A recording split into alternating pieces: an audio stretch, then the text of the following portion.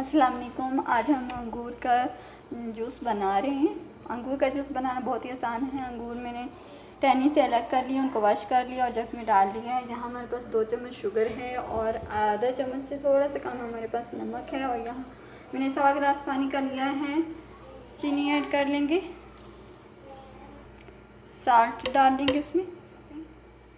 Salt इसमें हस्बे ज़रूरत add कर सकते हैं आप। और ये पानी हमारा ग्राइंड कर देंगे इसे।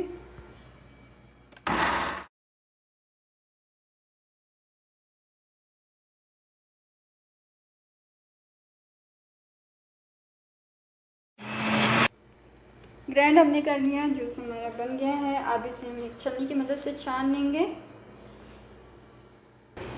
हमने सारा छान लिया, छिलका ऊपर रह गया और जूस हमारा जग में आ गया।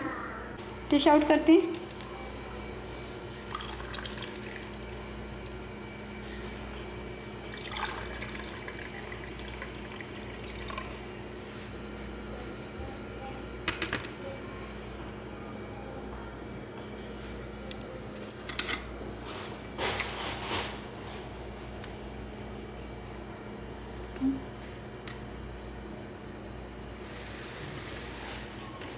हमारा अंगूर का जूस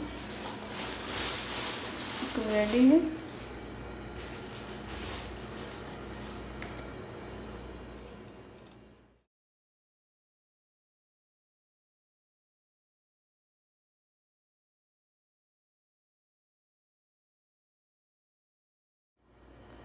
अल्लाह हाफिज़।